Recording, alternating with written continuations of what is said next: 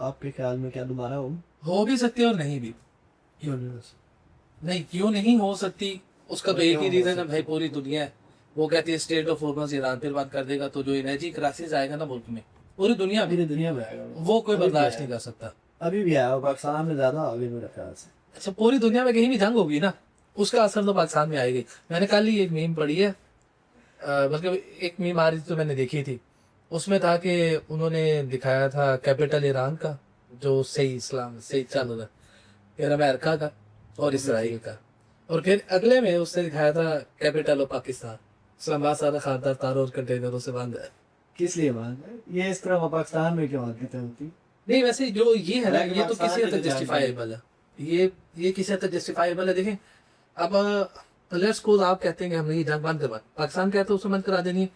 जो ये चाहता है ना कि जंग बंद ना हो, उसके लिए इजी टारगेट क्या है, जो मुज़ाकरात करने आ रही उनके ऊपर अटैक कर, वो तो किसी हद तक जस्टिफाई करता है कि यार आपने उन्हें सिक्योरिटी ही इतनी देनी थी, वो एक बहुत सीरियस मैटर है।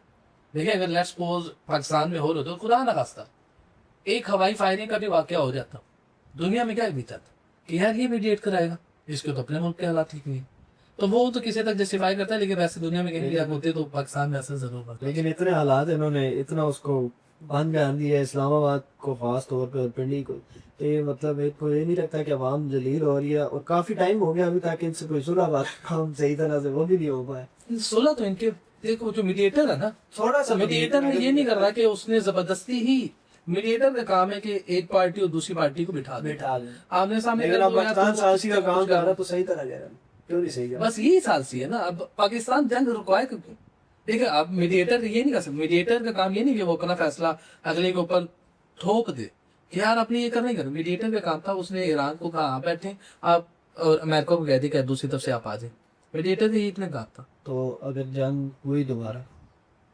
तो उसमें क्या हो सकता, कैसे होगी, क्यों होगी, क्या वजह होगी? जिस सबसे पहली वजह तो इसराइल ही है, जिसकी वजह से जो चाहता है अभी भी कि यार किसी तरह जंग हो जाए। अब अमेरिका जो है ना, वो तो सारे ही कहते हैं कि उसको, कि अमेरिका को ना पहले भी ड्रैग किया था कि यार आप जंग कर रहे, 2 दिन की गेम है। ये तो बल्कि एक न्यूज़ भी आई थी जिसको फॉक्स न्यूज़ ने और न्यूयॉर्क टाइम ने ना कवर भी किया था कि अमेरिका ने इस जंग में इसीलिए छलांग लगाई कि उसको नेतन्याहू और मोसाद और बाकी एडमिनिस्ट्रेशन की तरफ से कहा गया सर 2 दिन की गेम है, आप जाएंगे जो आपने वेनेजुएला में किया बस वैसे ही समझे कुछ करना है। उसको पता नहीं था कि आगे से जो रिस्पॉन्स आएगा वो इस तरह आएगा। अमेरिका अपना सुपर पावर का जो रुतबा है ना, वो इस जंग में खो चुका है। वेनेजुएला में जब उसने किया तो एक वो जो सुपर पावर की हवा है ना, वो क्रिएट हो गया कि यार देखो इन्होंने भाई प्रेसिडेंट को उठा दिया वहां के। लेकिन जब वो ईरान में आए ना, उनसे तो वो 63 किलोमीटर की स्टेट ऑफ हॉर्मस ही खुली, अभी तक हम नाकाबंदी कर रहे हैं, गुजरने नहीं देंगे, रोज गुजरते जहाज, ईरान के नहीं गुजरने देंगे। इन्होंने 2 पकड़े, ईरान ने भी 2 पकड़ ली, इन्होंने कहा एक और कैप्चर करेंगे, ईरान ने इंडिया के 2 के ऊपर फायरिंग कर दी। इस तरह नहीं कर सकते। मोसाद से याद है कि अमेरिका एक सुपर पावर है, उनकी अपनी एक सारा सिस्टम है, जो मतलब वो चाहते हैं कि हम सारा सिस्टम हमारा अपना है, तो इतने उनकी मोसाद की इतनी इन्फ्लुएंस है उस पर, अमेरिका की एजेंसीज पे और अमेरिका के प्रेसिडेंट पे, उनके वो उनकी बात मानने पे और उनके इशारों पे ही चाहता ना, अब इसराइल के इशारों पे चाहता है अमेरिका एक किस्म का। तो ये जो मुसाद है ना, इन्फ्लुएंस इतनी किस तरह है? इस मुसाद की सिर्फ बात नहीं है सर, आप ये कहें कि इसराइल की इतनी इन्फ्लुएंस है कि वो अमेरिका को ड्रैग करके एक वॉर में ले आए, तो बिल्कुल है। कैसे? जो यहूदी है ना, ज़ायनिस्ट भी उन्हें कह देते हैं, उन लोगों के पास पैसा ही बहुत है। जितनी टेक कंपनीज है मेजोरिटी इसराइल के पास है, ये जितनी वैसे ओवरऑल पूरी दुनिया में जो बिजनेस हो रहा है बड़ी बड़ी कंपनीज उनके पास है। जितने डेमोक्रेट्स हैं इसराइल अमेरिका के अंदर, वो सारे के सारे या तो उनके सपोर्टर हैं या वो खुद, तो उनका इन्फ्लुएंस तो इतना है कि वो कोई भी अपनी मर्जी का फैसला करवा सकते हैं। देखिए आप इस जंग से थोड़ा सा पीछे आ जाए ना, और एप्स्टीन फाइल के ऊपर आए, तो एप्स्टीन फाइल में ट्रम्प का नाम बार बार आया।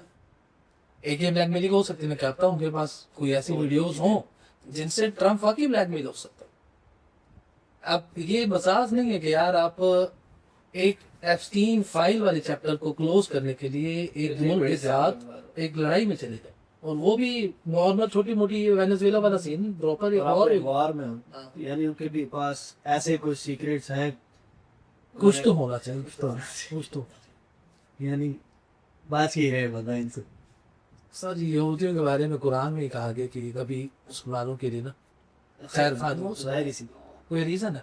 अल्लाह ने इंसान को बनाया तो अल्लाह ने सिर्फ यहूद और नसारा ही हो गए, कोई रीज़न है कि हमें नहीं पता, अल्लाह को तो सब पता है। तो वो रीज़न जो है ना आज वो सामने आ रहा है दुनिया के। यानी काफी इनके पास राज ऐसे हैं कुछ काफी सारे मुल्कों के। चाइना के हो गए, चाइना के लगता नहीं है क्योंकि उनकी जो influence में नहीं आता चाइना असल और में रशिया। चाइना इन्फ्लुएंस में नहीं आता और दूसरा जो चाइना का अपना सिस्टम है ना, जो उनकी अपनी एजेंसीज हैं और जो उनकी अपनी एडमिनिस्ट्रेशन है उसका कंट्रोल वैसे ही बहुत टफ है। आप चाइना में आप कोई जाता है ना तो बल्कि एक बीबीसी का प्रोग्राम व्यूज़ अगर देखना चाहे तो वो देख सकते हैं, आपको नेट पे मिल जाएगा, यूट्यूब पे भी वीडियोज़ हैं। उसमें एक बीबीसी का एंकर है, वो कहता है कि मैं अगर लेट्स सपोज चाइना में इंटर होता हूँ तो आपकी एजेंसीज कितनी पावरफुल है कि 150 करोड़ वाले मुल्क में मुझे कितनी देर में ढूंढेंगी। ये वीडियो उसके नेट में मौजूद है और लिटरली 10 घंटे के अंदर वो बंदा बरामद हो गया। चाइना और गेम पे टेक्नोलॉजी में भी और पावर, अगली सुपर पावर अगर चाइना है तो कोई रीज़न है।